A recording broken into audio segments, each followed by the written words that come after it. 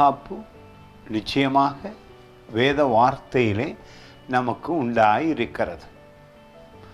உங்களுக்கு சுகவாழ்வு வேத வார்த்தையில் உண்டாயிருக்கிறது. உங்களுடைய தேவைகளெல்லாம் வார்த்தை நிச்சயமாக ஒவ்வொரு நாளும் சந்திக்கிறது. பாருங்கள், இந்த வார்த்தை என் உள்ளத்தை மிகவும் தொட்டது.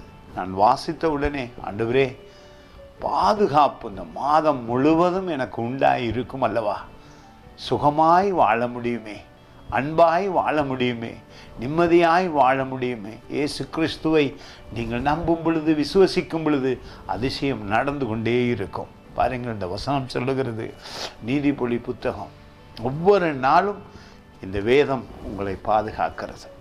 30வது அதிகாரத்திலே நீதிமொழி புத்தகத்திலே 5வது வசனம், தேவனுடைய வசனம் எல்லாம் புடமிடப்பட்டவைகள், தம்மை அண்டிக் கொள்ளுகிறவர்களுக்கு, கவனியுங்கள், தம்மை அண்டிக் கொள்ளுகிறவர்களுக்கு அவர் கேடகமானவர். என்ன சொல்லுகிறது? வேத வார்த்தையை நீங்கள் அறியும் பொழுது, தெரிந்து கொள்ளும் பொழுது, சத்தியத்தை படிக்கும் பொழுது, சத்தியத்தை உங்கள் பர்சனல் வாழ்வோடு இணைத்து கொள்ளும் பொழுது, வேதமே தேவன், இயேசு கிறிஸ்து வார்த்தையாயிருக்கிறார். பரலோகத்திலிருந்து அந்த வார்த்தை வந்ததினாலே நீங்கள் குணமடைந்து அழியாமல் தேவன் காத்து கொள்ளுகிறார். அவருடைய வார்த்தையிலே சுகம் இருக்கிறது, அவருடைய வார்த்தையிலே வாழ்வு இருக்கிறது, அவருடைய வார்த்தையிலே ஆறுதல் இருக்கிறது, அவருடைய வார்த்தையிலே இன்பம் இருக்கிறது. எப்பொழுதும் அவருடைய வார்த்தையிலே நீங்கள் சாய்ந்து கொள்ள வேண்டும்.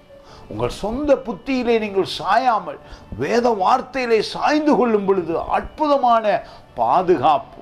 எல்லாவற்றிலிருந்து சத்துரு பல விதத்திலும் உங்களை சோதித்து, உங்களை வேதனைப்படுத்தி, உபத்திரவப்படுத்தும் பொழுதெல்லாம் நீங்கள் வேதத்தில் சாய்ந்து கொள்ளும் பொழுது, வேத அறிவு உங்களுக்கு அதிகரிக்கும் பொழுது சத்துரு உங்களை தொட முடியாது. பலத்த பாதுகாப்பு இந்த மாதம் முழுவதும் உண்டாயிருக்கும். God bless you.